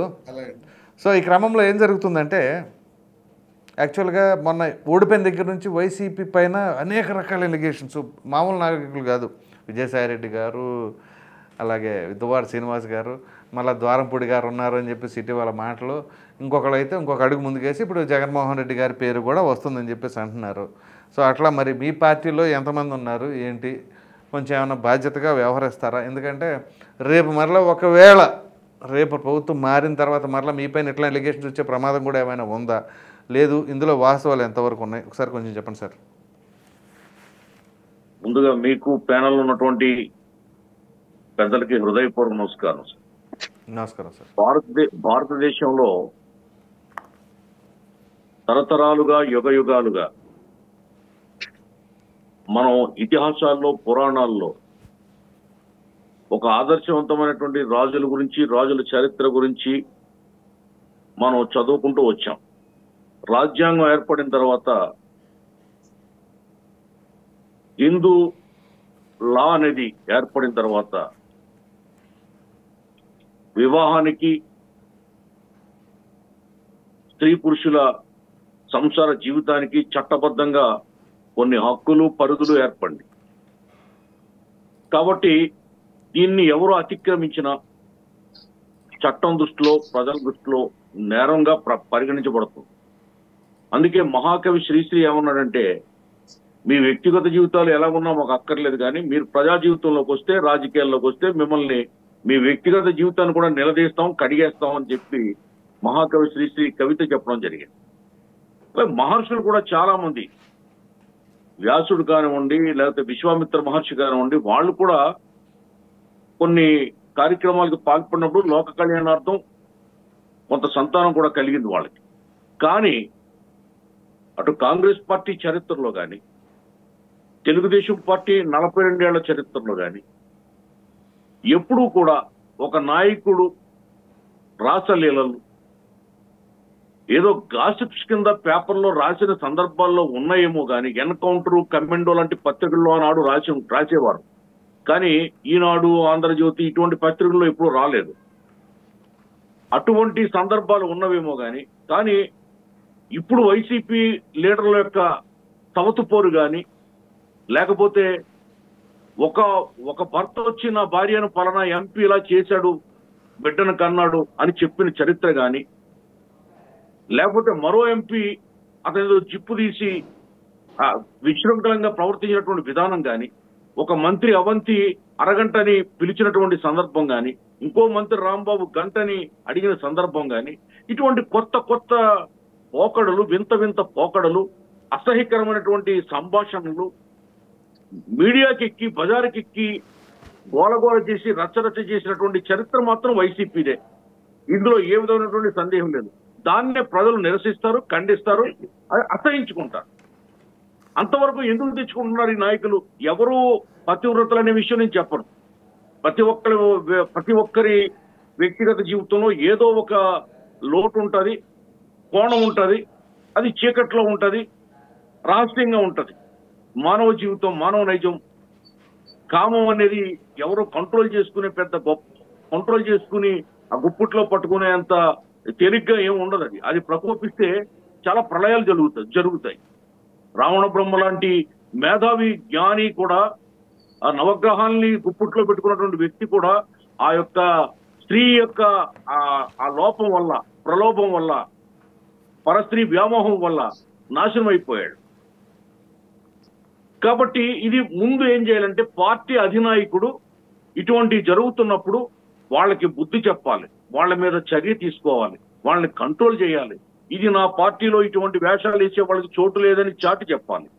కానీ అట్లా చేయట్లేదు కదా పార్టీ అధిష్టానం వరకు. అదే తెలుగుదేశం పార్టీ చిన్న రూమర్ వస్తే చంద్రబాబు నాయుడు గారు సస్పెండ్ చేస్తారు. అది అసలు ఎంత పెద్ద రూమర్ కూడా అక్కర్లా, చిన్నది అనుమానం ఉంటే చాలు సస్పెండ్ చేస్తారు. ఈవేళ దువ్వాడ విషయంలో ఆయన్ని ఎమ్మెల్సీగా కంటిన్యూ చేస్తున్నాడు, కానీ పార్టీ నుంచి వేరే అతను పెట్టారు అక్కడ ఇన్ఛార్జిగా. మరి అదే విజయసాయి రెడ్డి గారి విషయంలో ఎందుకు చేపట్టలేదు? ఆయన మీద ఒక చర్య ఎందుకు తీసుకోలేదు? ఆనాడు మంత్రులు ఆ విధంగా ఉంటే ఎందుకు తీసుకోలేదు? సరాసరి సకల శాఖ మంత్రి అని పేరు పొందినటువంటి అతి ముఖ్య సలహాదారు అయినటువంటి సజ్జల రామకృష్ణారెడ్డి మీద కూడా ఇటువంటి ఆరోపణలు వచ్చినాయి. దాని మీద కూడా ఏమి చర్చలు లేవు, ఎవరి మీద లేవు. ఇక్కడ అనేది పార్టీ ఒక నీతిగా నియమావళిని పాటించకపోవడం, పార్టీ అధిష్టాన వర్గం సరైన రీతిలో స్పందించకపోవడం, ఇది తప్పు ముందు. అందుకే బజారుకి ఎక్కుతున్నారు, మీడియాకి ఎక్కుతున్నారు. మీడియా ఊరుకుంటుందండి? ఇప్పుడు మీడియా అంటే పూర్వం పురాణాల్లో నారద మహర్షి ఎలాగో ఇప్పుడు మీడియా లాగా కదా. దాన్ని ఎవరు కంట్రోల్ చేస్తారు? వ్యాప్తి చేయడం వాళ్ళ డ్యూటీ, విషయాన్ని వ్యాప్తి చేయడం వాళ్ళ డ్యూటీ, ప్రజల ముందుకు తీసుకెళ్లడం వాళ్ళ డ్యూటీ. మనం ఏం చేయగలుగుతాం? కాబట్టి పార్టీ కంట్రోల్ చేసుకోవాలి. అటువంటి వ్యక్తుల్ని పార్టీలో లేకుండా, ప్రాముఖ్యత ఇవ్వకుండా పార్టీ కంట్రోల్ చేయాలి. కాబట్టి పూర్తిగా దీనికి బాధ్యత జగన్మోహన్ రెడ్డి గారే వహించాలి. ఇప్పటికైనా ఆయన పార్టీని సంస్కరించుకోవాలి. పార్టీలో ఉన్నటువంటి లీడర్లని, మంచి వాళ్ళని మాత్రమే ఫోకస్ చేసుకుని మళ్ళీ ప్రజలకు రావాలి. మన కింద అనేక తప్పులు పెట్టుకుని, అనేక పుళ్ళు పెట్టుకుని ఈ విధంగా మళ్ళీ పైకి మాట్లాడితే, ఇందాక మీరు అన్నారు పత్రికలు, నేను చాలా సందర్భాల్లో చెప్పాడు ఆయన, ఈనాడు ఉంది, ఈ జ్యోతి ఉంది, వాళ్ళకి అన్ని ఉన్నాయి, నాకేముంది ఇక్కడ, నాకేమీ లేదంటారు. అంటే అంత నిర్భయంగా అబద్ధాలు చెప్పడం అలవాటు చేసుకున్నటువంటి ఆ పార్టీ నాయకుడికి ఇటువంటి విషయాలు కళ్ళు తెరిపించాలని భగవంతుని కోరుకోవడం తప్ప మేము ఏం చేయగలుగుతాం?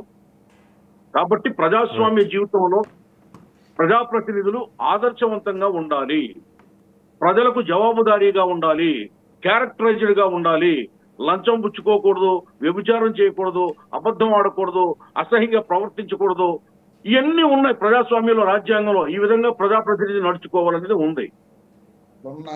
దాన్ని ఎవరు అతిక్రమించినా చట్టం ఒప్పుకోదు, సమాజం ఒప్పుకోదు. సభ్య సమాజం ఆ సిగ్గుతో తలదించుకుని అటువంటి నాయకులకు శిక్ష వేస్తుంది. అందుకే వీళ్ళంతా ఇవాళ అటువంటి వ్యక్తులను కంట్రోల్ చేయలేదు కాబట్టి ఏకాదశంలో పడిపోయింది వైసీపీ పార్టీ. ఏకాదశం అంటే 11 సీట్లకు పరిమితం అయిపోయింది. కాబట్టి ఇప్పుడు కూడా దయచేసి వైసీపీ పార్టీ వాళ్ళు ఎలా చేశారు, వీళ్ళు ఎలా చేశారు అనేది కాకుండా పవన్ కళ్యాణ్ గారి జీవితం గురించి ప్రశ్నించకుండా, ఎందుకంటే ఓపెన్ గా ఇప్పుడు రామారావు గారు ఉన్నారు, ఎన్టీ రామారావు గారు లక్ష్మీ పార్వతి నేను వివాహం ఆడతాను తిరుపతిలో బహిరంగంగా చెప్పి వివాహం చేసుకున్నారు. అలాగే పవన్ కళ్యాణ్ గారు కూడా ముందు పెళ్లి చేశారు, పెద్దలు పెళ్లి చేశారు, ఏదో వాళ్ళకి ఇబ్బంది వచ్చింది. ఆయన సినిమా యాక్టర్ కి ప్రజా జీవితంలో వచ్చినప్పుడు పవన్ కళ్యాణ్ ఏమైనా తప్పు చేశాడా, ప్రజా జీవితంలోకి వచ్చాక ఏమైనా తప్పు చేశాడా, అది మనం చూడాలి. అది లేదు కదా. ఆయన సినిమా నటులకి సహజంగా ఉండే వాళ్ళ వ్యవహారం వేరేగా ఉంటుంది. అది వేరే మాయాలోకం, అది మాయా ప్రపంచం. అక్కడ వేరే విధంగా ఉంటాయి అన్ని కూడా. కాబట్టి అది మనం గతాన్ని పక్కన పెట్టి మన పార్టీలో ఎవరున్నారు చీడ పురుగులు, ఎవరున్నారు సభ్య సమాజం సిగ్గుపడేలాగా ప్రవర్తించే నాయకులు, అటువంటి నాయకుల్ని ఏరిపారేయండి. మేమెవరు మాట్లాడం, మీ జోలికి రాం. మాకు కూడా సిగ్గుగా ఉంది మాట్లాడడానికి, ఈ చరిత్ర చెప్పడానికి కూడా సిగ్గుపడుతున్నాం. దయచేసి వైసీపీ అధిష్టానం మారాలి. రైట్ మళ్ళీ వస్తాను సార్. కోటేశ్వర గారు, యాక్చువల్గా నాయకులు ఎవరైనా సరే చాలా ఆదర్శవంతంగా ఉండాలి. ప్రధానంగా ఏంటి అంటే అసలు ప్రజలకు ఏమైనా సందేశం ఇస్తారు. ఫర్ ఎగ్జాంపుల్ ఇప్పుడు ఎవరైనా సరే, ఇప్పుడు దువ్వాడ శ్రీనివాసే ఉన్నాడండి, అతను ఒక ఎమ్మెల్సీ పదవి ఉంది, అతనికి పార్టీ సస్పెండ్ చేసిన పదవి అలాగే ఉంది కదా. సో రేపు ఏదైనా ప్రజలకు ఏదైనా అవసరం వచ్చినప్పుడు ఫర్ ఎగ్జాంపుల్ వెళ్ళి కలవాలి అంటే అసలు ఏ మొహం పెట్టుకొని ప్రజలు వెళ్ళి అడుగుతారు అని చెప్పేసి, ఎందుకంటే తలవంపులు కదా అది ఎవరికైనా కానీ. అంటే సమాజానికి మనం ఏం సందేశం ఇస్తున్నాం అనే ఆలోచన కూడా లేకుండా ఉంటే రేపు ప్రజా సమస్యలు వాళ్ళు ఎలా తీరుస్తారు అలానే వాళ్ళకి ఇంక పదవి ఇచ్చినా ఒకటే, ఇంకా దాన్ని బట్టి పార్టీ మీద కూడా ఒక ముద్ర పడిపోతూ ఉంది. సో వీటిని అన్నిటినీ అరికట్టడానికి కావచ్చు, లేకపోతే ఎటువంటి చర్యలు తీసుకుంటే బాగుంటుందంటారు అసలు ఎవరు పార్టీ నాయకులు కావచ్చు, ఎవరైనా సరే, ఏ పార్టీ అయినా సరే? అది పార్టీ నుంచి సస్పెండ్ చేయలేదు, ఆయన నియోజకవర్గ బాధ్యతల నుంచి తప్పించారు. వైసీపీ పార్టీ నుంచి ఏ విధమైనటువంటి క్రమశిక్షణ చర్య కానీ లేదా ఇంకోటి కానీ అతని మీద పార్టీ పరంగా ఎటువంటి చర్య తీసుకోలేదు, సస్పెండ్ చేయలేదు పార్టీ నుంచి. అందుకని సరే, అది వేరే అంశం అనుకోండి. నేనేమంటున్నానంటే, నేను మొదటే చెప్పాను, ఎవ్వరూ తక్కువ కాదు.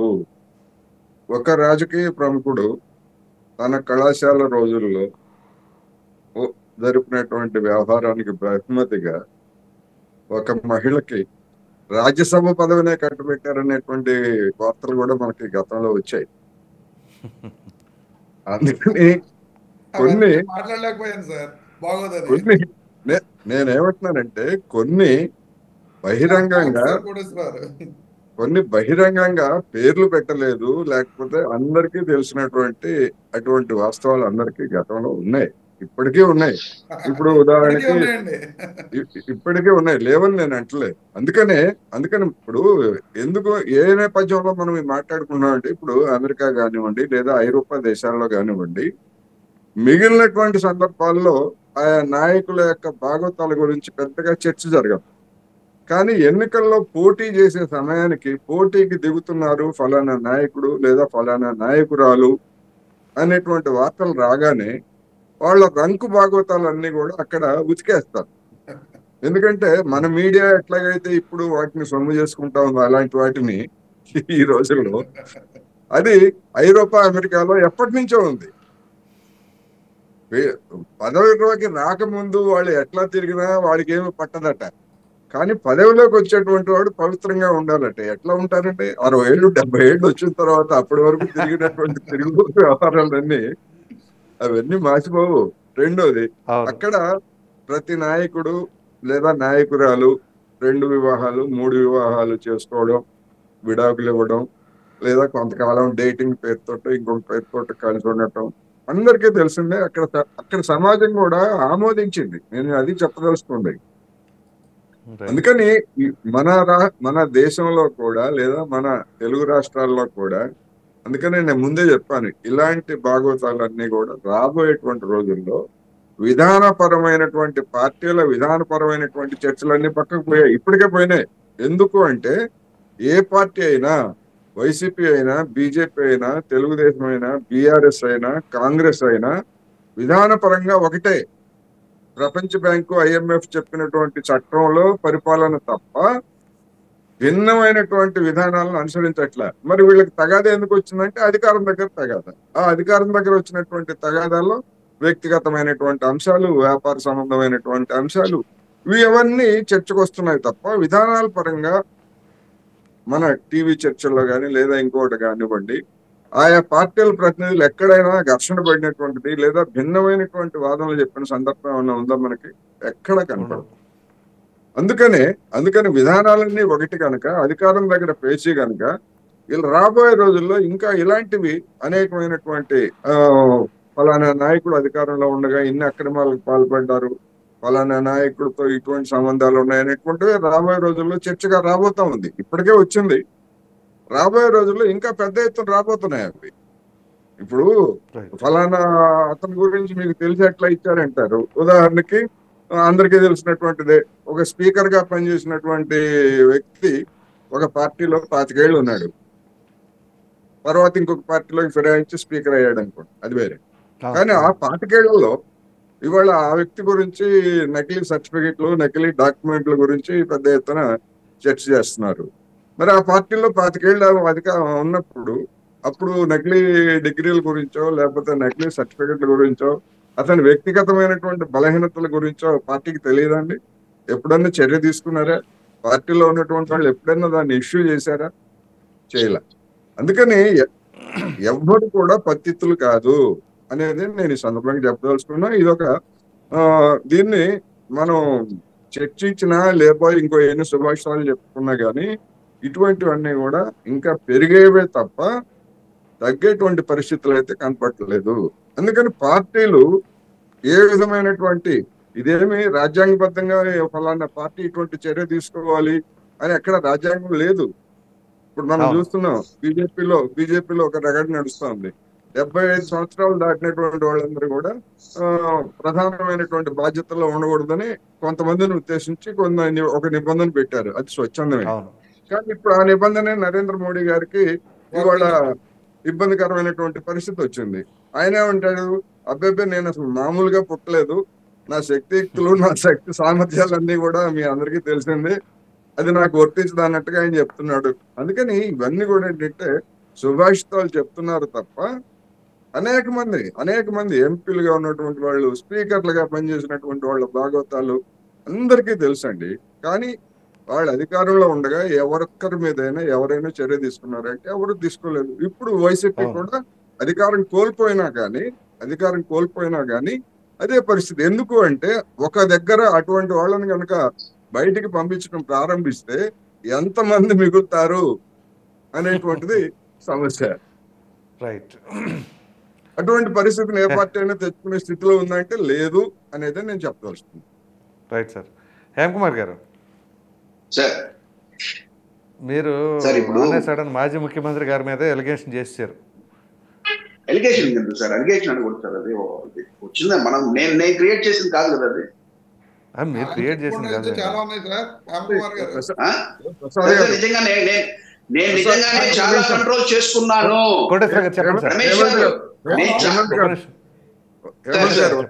ఒకటి మీరు ప్రస్తావించినటువంటి పేరు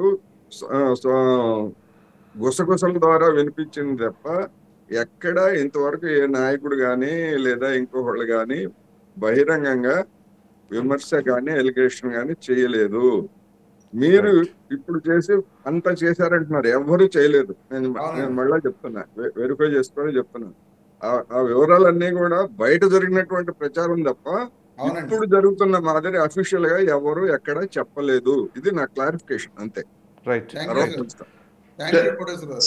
గతంలో కూడా ఎయిర్పోర్ట్ ఫుటేజ్ వచ్చింది, ఎయిర్పోర్ట్ లో జరిగిన ఫుటేజ్ బయటకు వచ్చింది. అప్పట్లో ఎయిర్పోర్ట్ ఫుటేజ్ బయటకు వచ్చింది. అంత ఇది కాకుండా నేను కూడా చెప్పాను, ఫుటేజ్ వచ్చింది. చూపించండి సార్ ఫుటేజ్ ఒకసారి. వచ్చింది.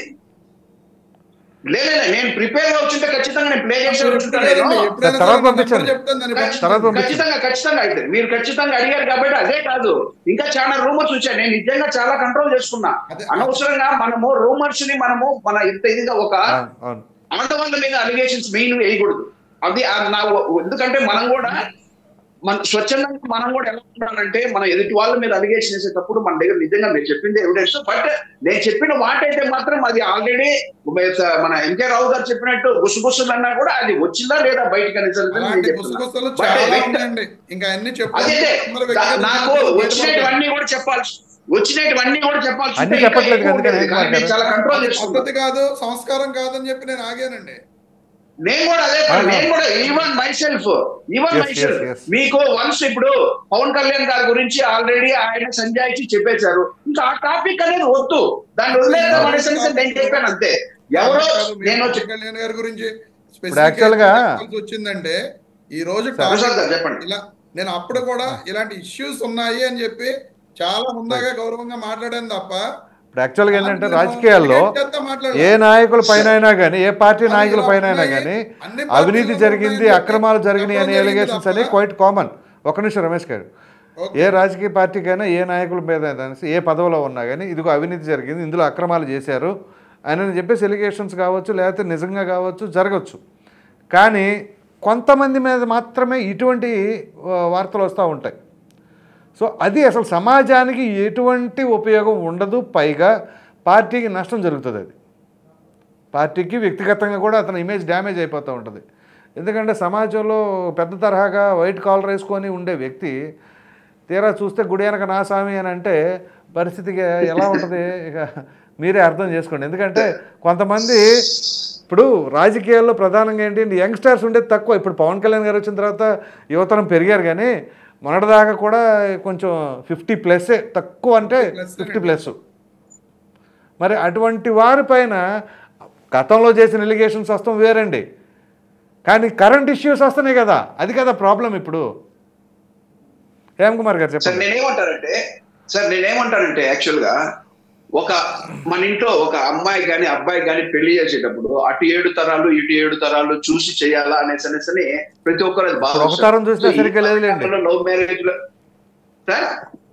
ఇప్పుడు ఒక తరం చూస్తే సరిగ్గా లేదు, 7 దాకా వెళ్ళారు మీరు. అలాంటిది ఈ సమాజాన్ని ఒక ఎమ్మెల్యే పాలించాలి, ఒక మినిస్టరు, ఇలాంటివి సమాజాన్ని పాలించే వ్యక్తి గురించి ఏదైనా అలిగేషన్ వచ్చినప్పుడు కొద్ది కంట్రోల్ చేసి పెట్టుకోవాలి. ఎందుకంటే అది ఖచ్చితంగా సమాజానికి మనం చూపించాల్సిన ఇదనమాట. నేనే అట్లా వచ్చినప్పుడు కూడా మీరు సమర్థించకుండా పర్లేదులే అంటే, ఇంతకుముందు నేను చెప్పినట్టు విజయసాయి రెడ్డి ఇంతకుముందు మిగిలిన వాళ్ళ మీద దువ్వాడ శ్రీనివాసన్ కూడా ఏం ఎమ్మెల్సీ నుంచి అయితే తీసేలే, ఓన్లీ ఆ పార్టీ దీంట్లో నుంచి ఆ ఏరియా ఇన్ఛార్జ్ నుంచి తీసేసి వేరే వాళ్ళకి ఇచ్చారు.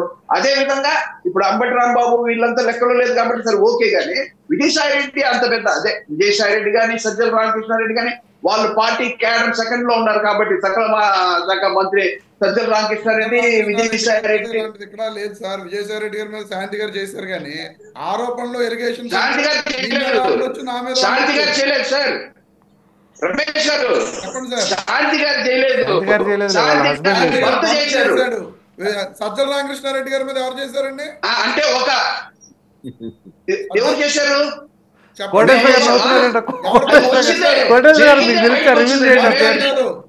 రామకృష్ణారెడ్డి గారి మీద సజ్జల గారి పేరు ఎవరు రివీల్ చేశారు? మీ పార్టీలు చేసినాయి. సజ్జల రామకృష్ణారెడ్డి గారి మీద ఎవరి భర్తలు ఎలిగేట్ చేశారు? ఎవరు చెప్పండి, మీరే చెప్పండి. ఆల్రెడీ వచ్చింది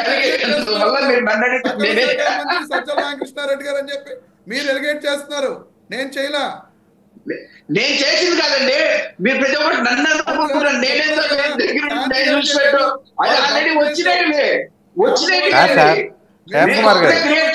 సజ్జల రామకృష్ణారెడ్డి గారి పేరుని ఎవరెత్తారు అంటే ఎవరు తీసుకొచ్చారు ఇట్లాంటి వాటిల్లో? మీకు తెలిసి ఎవరు చెప్పారు చెప్పండి, మీరు ఎక్కడున్నారో చెప్పండి. అలాగే సజ్జల రామకృష్ణారెడ్డి గారి మీద ఎవరి భర్తలు ఎలిగేట్ చేశారు, లేకపోతే ఏ యొక్క భార్యలు కానీ ఎవరు ఎలిగేట్ చేశారు చెప్పండి. అసలు వార్త చెప్పింది సజ్జల గారి పైన మాట్లాడాలంటే మీ పార్టీలో ఏదండి మీ వాయిస్ కట్ అవుతుందండి. ఎవరు? అరే దాన్నే ఇప్పుడు నా పార్టీలో మా పార్టీలో మీ పార్టీలో మీకు సొంతం నాకు సొంతం కాదు. పార్టీ దాని గురించి మాట్లాడట్లేదు నేను. మీరు టాపిక్ ని ఎలాబరేట్ చేస్తున్నారు. మీరు టాపిక్ ని స్ట్రైట్ ఫార్వర్డ్ గా సజ్జల రామకృష్ణారెడ్డి గారి మీద ఎవరు ఇటువంటి ఆరోపణలు చేశారు చెప్పండి. ఇప్పుడు ఎవరు భర్త ఆరోపణ చేశారు? నేనే ఇప్పుడు మా సొంతం ఎవరు అంటే భర్త అంటే మీకు అంటే ఒక విషయము సార్ అది ఎక్కడ వచ్చిందో ఒకసారి ఆ లింక్ రమేష్ గారికి ఫార్వర్డ్ చేయండి. హేమ్ కుమార్ గారు శాంతి గారి భర్త అట్లా కాదు. ఇప్పుడు సునీత గారు ఇప్పుడు దువ్వాడి శ్రీనివాసరావు గారి వాళ్ళ భార్య కూతురు బయటకు వచ్చారు. అదే విధంగా అందరూ టాపిక్ పక్కదారి పట్టించుకోండి. వాళ్ళ భార్య రమేష్ గారు ఒక్క నిమిషం నేను అడుగుతాను క్లియర్గా. హేమ్ కుమార్ గారు 1 సెకండ్ మాట్లాడటం కాదు సార్. ఒక్క నిమిషం హేమ్ కుమార్ గారు ఒక్క నిమిషం మీ ఇద్దరు మాట్లాడుతుంటే ప్రజలకు అర్థం కాదు. ఫాస్ట్ ట్రాక్ చేస్తే అసలు ఉపయోగం ఉండదు సార్. ఒక్క నిమిషం ప్లీజ్. రమేష్ గారు నేను అడుగుతాను మీ తరపు నుంచి. రమేష్ గారు నేను అడుగుతాను మీ తరపు నుంచి. ఒక్క నిమిషం హేమ్ కుమార్ గారు. రమేష్ గారు స్ట్రైట్ క్వశ్చన్ ఏంటి అంటే సజ్జల రామకృష్ణారెడ్డి గారి పైన ఎలిగేషన్ చేసింది ఎవరు, లేదా మీరు ఏ మీడియాలో ఆ వార్త చూశారు, ఎక్కడ చూస్తే ఆ లింక్ని రమేష్ గారికి ఫార్వర్డ్ చేయండి. అది ఆయన ఉద్దేశం. చెప్పండి.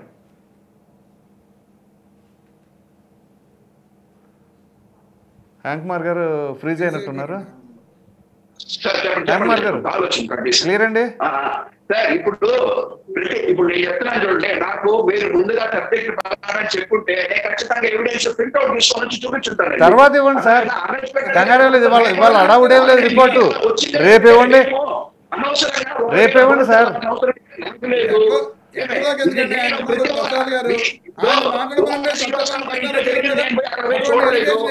మీది వాయిస్ క్లియర్ లేదు సార్. హేమ్ సాగర్ గారు, హేమ్ కుమార్ గారు వచ్చి అబ్బాస్ కాల్ చేస్తున్నారు తప్ప ఇదంతా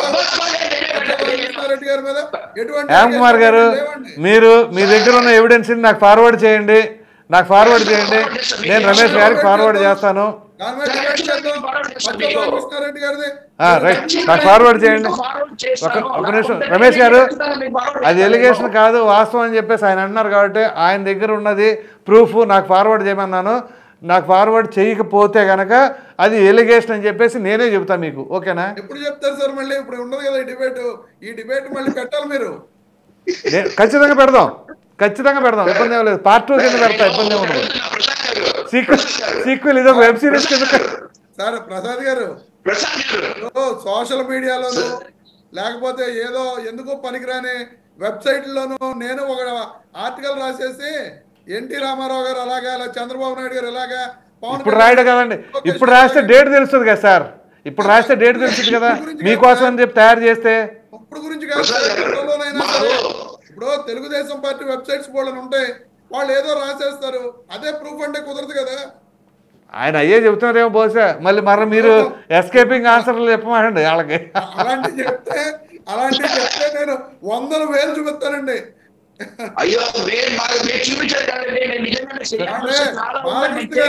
సరే ఒక్క నిమిషం మీరిద్దరు ఆగండి. రమేష్ గారు మీకు నేను ఇస్తా. నేను ఒక్క నిమిషం ఇస్తాను. రమేష్ గారు ఒక్క నిమిషం.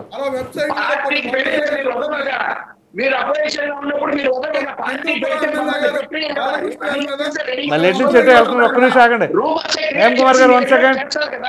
ఆనంద్ సాగర్ గారు ఒక్క నిమిషం. ఆనంద్ సాగర్ గారు టర్నిస్తాం. ఒక్క నిమిషం. ఆ తర్వాత రమేష్ గారు మీకు ఇస్తాను నేను. రమేష్ గారు మీరు ఫైనల్గా కంక్లూడ్ చేయొచ్చు. సో ముందుగా ఆనంద్ సాగర్ గారు. సార్ ఒకవేళ మీ పార్టీలో కనుక ఇటువంటి పరిస్థితులు తలెత్తితే ఎటువంటి చర్యలు ఉంటాయండి? అదే ఇందాకే చెప్పాను సార్. నేను 42 సంవత్సరాల తెలుగుదేశం పార్టీ చరిత్రలో మా పార్టీ ఎప్పుడూ సవతి పోరు ఎదుర్కోలేదు. లేకపోతే బయట వ్యక్తి, ఒక ఉద్యోగం చేసుకునే వ్యక్తి వచ్చి అదిగో తెలుగుదేశం పార్టీ ఆ ఎంపీ నా భార్యకు కడుపు చేశాడు, పిల్లోడిని కన్నాడు అని ఎప్పుడు చెప్పలేదు. సవతులు రోడ్డు మీద పడి కొట్టుకోలేదు. కుటుంబ సభ్యులు రోడ్డెక్కి అల్లరి చేయలేదు. ఇది తెలుగుదేశం పార్టీలో ఎప్పుడన్నా ఉంటే చెప్పమని అడుగుతున్నాం. అలాంటివి కాదండి. కొన్ని చాటి మాటలు ఉన్నాయేమో బయటపడకుండా. అదే చెప్తున్నాను నేను అనేది కూడా అదే. ఇప్పుడు ఇటువంటి సంఘటనలన్నీ వైసీపీ పార్టీ పుట్టిన తర్వాత ఆ పార్టీ అధికారం చేపట్టాక బహిర్గతం అవుతున్నాయి. మీడియా పరంగా ఆడియో లీకులు అవుతున్నాయి, వీడియోలు వస్తూ ఉన్నాయి. ఇది తెలుగుదేశం పార్టీలో ఇటువంటి చరిత్ర ఎప్పుడు లేదు. మీరు అన్నట్టుగా ఎవరెవరో ఏదన్నా గాసిప్స్ రాసుకోవచ్చు. ఆవేళ ఎన్కౌంటర్ పత్రికల్లో, కమెండో పత్రికలో ఇలాంటివి రాసేవారు. సార్, ఒకటి పురాణాల్లో రాసలీలలాడినాడే రాయబారమేగినాడని కృష్ణుని పొగిడారు. ఒకే బాణము ఒకే పత్ని అని రాముడిని పొగిడారు కవులు, మహాకవులు. ఇది అసలు వాళ్ళ చరిత్ర ఏంటో మనకు పూర్తిగా తెలియదు. కాబట్టి ఇప్పుడు ఆ విధంగా వెళ్ళిపోతే మనం ఎంత లోతుగానే వెళ్ళిపోవచ్చు. చర్చలు గాసిప్స్ గురించి అయితే చాలా పెద్ద పెద్దల గురించి ఉంటాయి. కానీ అది కాదు మనం మాట్లాడేది. పార్టీ అధికారంలో ఉండగా, లేకపోతే పార్టీ ఆ పదవుల్లో ఉన్నటువంటి ఎంపీలు కానీ, మంత్రులు కానీ, ఎమ్మెల్యేలు కానీ. ఇప్పుడు తూర్పుగోదావరి జిల్లా తీసుకున్నాం సార్, చిన్న మాట ప్లీజ్. తూర్పుగోదావరి జిల్లాలో ఒక మర్డర్ జరిగింది. ఒక వైసీపీ ఎమ్మెల్సీ తన కారు డ్రైవర్ని చంపాడు. ఎందుకు చంపాడో తెలుసా? ఆయన రెండవ భార్యతో ఈ కుర్రాడు సన్నిహితంగా ఉంటున్నాడు అని చెప్పాడు. ఈ ఫ్యాక్ట్ ఇది. మరి ఇటువంటివి జరుగుతాయి కదా సార్. ఉండండి, అబద్ధం కాదు. నేను ఇక్కడ వాడిని మీరు పడే కృషి, మీరు పడే కష్టం నాకు నిజంగానే. రాజకీయాల్లో సార్ ఒక మాట, రాజకీయాల్లో రంకు ఉండకూడదు, బొంకు ఉండొచ్చు. రంకు ఉన్నా అది రచ్చకెక్కకూడదు, రచ్చ కాకూడదు. మీడియాలో అది హల్చల్ చేయకూడదు. దీన్ని కాపాడుకోవాల్సిన బాధ్యత ప్రజాప్రతినిధి మీద, పార్టీ పెద్ద మీద ఆధారపడి ఉంటుంది. మా పార్టీలో ఇటువంటిది ఉంటే ఇమ్మీడియట్ గా మాకు క్రమశిక్షణ సంఘం ఉంది, 5 నిమిషాల్లో సస్పెండ్ అయిపోతాడు. మీకు చిన్న ఉదాహరణ చెప్తాను సార్. మా పీగన్నవరం నియోజకవర్గంలో ఒక మండల పార్టీ అధ్యక్షుడు సరదాగా పండగ పూట పేకాట ఆడుకున్నాడని ఆయన 6 నెలలు సస్పెండ్ చేసింది పార్టీ. అది పత్రికలో వచ్చిందని, పోలీస్ ఎఫ్ఐఆర్ పడిందని. తాజాగా 1 ఇయర్ బ్యాక్ జరిగింది. మాకు అధికారం లేదు. మాకు అధికారం పండగకి అందరూ ఆడుకుంటారు, సంక్రాంతి పండగకి. దానికి సస్పెండ్ చేశారు. సార్ ఆనంద్ సార్ గారు, మీరు ఆయన చాలా ఉన్న సంగతి మీరు చెబుతారా?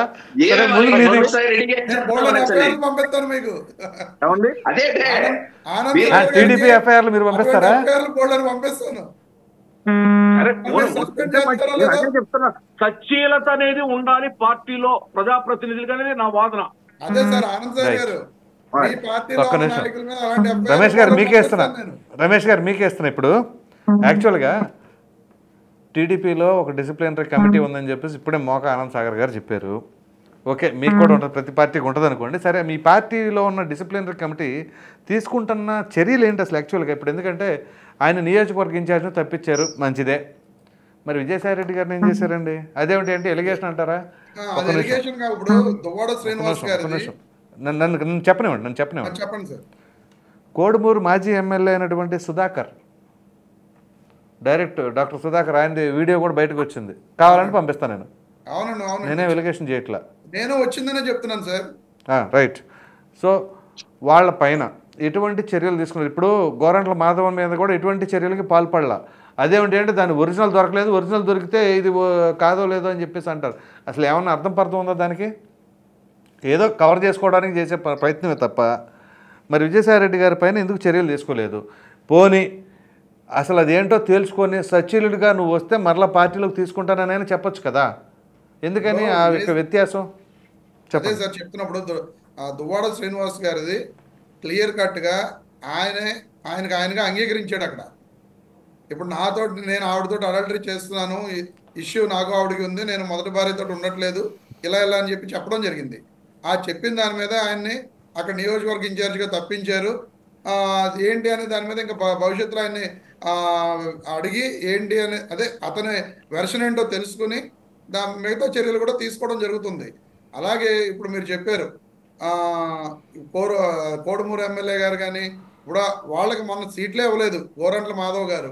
ఎందుకనండి? వాళ్ళ మీద వచ్చిన ఆరోపణలు అంటే అవన్నీ మనం సాక్ష్యాలుగా చూసాం కాబట్టి అదే చెప్తున్నా. ఐఎమ్ కరెక్టింగ్ మై సెంటెన్స్ అండి, word. I'm correcting my word.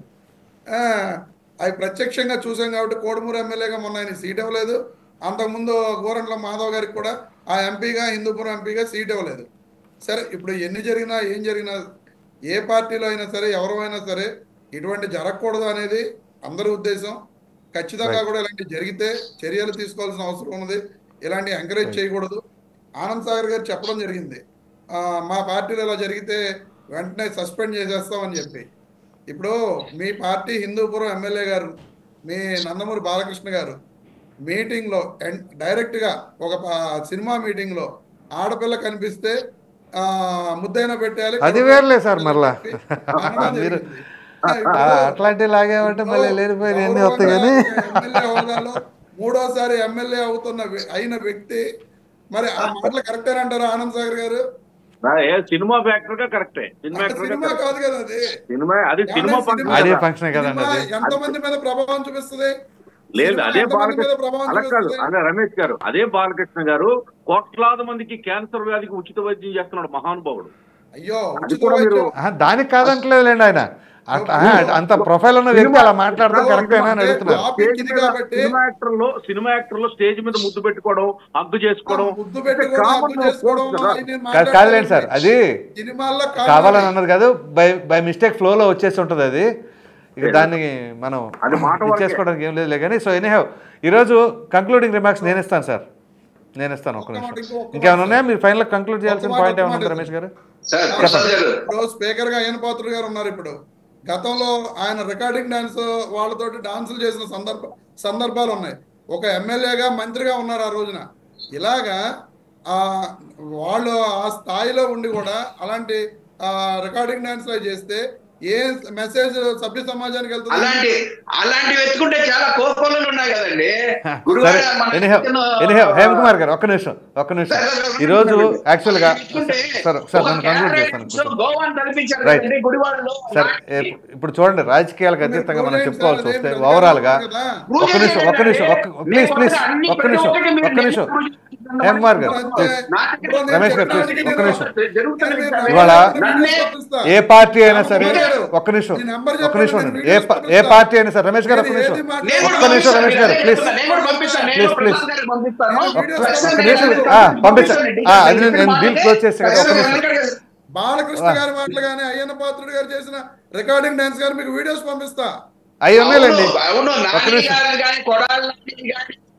అందరూ అన్ని ఉన్నాయి కానీ ఒక్క నిమిషం సార్. ఈ రోజు యాక్చువల్ గా ఒక్క నిమిషం హేమ్ కుమార్ గారు ప్లీజ్ బి ఆన్ హోల్డ్. ఒక్క నిమిషం ఇదిగోండి, ఏ పార్టీ అయినా సార్ ఒక్క నిమిషం మీరు ఆగండి సార్. ఒక్క నిమిషం హేమ్ కుమార్ గారు 1 second please. So A party అయినా వాళ్ళు ఒక నాయకుడే, ఆ నియోజకవర్గం కావచ్చు, ఆ మండలం కావచ్చు, వాళ్ళ స్థాయిలో నాయకులే. అటువంటి వాళ్ళు ఇటువంటి వివాదాల్లో ఉండటం అనేది విచారకరం, సిగ్గుచేటు, దాంట్లో ఎటువంటి సందేహం లేదు, ఏ పార్టీ వాళ్ళైనా కానీ. సో నేను ఇప్పుడు ఈ ప్యానెల్లో ఉన్న వాళ్ళందరికీ కూడా నిజంగా అభినందనలు తెలుపుతున్నాను సార్. ఎందుకంటే ఇటువంటి టాపిక్లో కూడా అసభ్య పదజాలం ఎక్కడా కూడా రాకుండా చాలా హుందాగా ఒకరి మీద ఒకరు విమర్శలు చేసుకున్నారు. అంతవరకు నిజంగా ప్రతి ఒక్కరు నేను ప్రశంసిస్తున్నాను. కోటేశ్వర గారు ఏమంటారు మీరు ఫైనల్గా ఈ విషయంలో వీళ్ళ ముగ్గురు మాట్లాడిన విధానం పైన? Right sir, thank you so much. Right sir, thank you so much అండి. అందరికీ ధన్యవాదాలు చర్చలో పాల్గొన్నందుకు.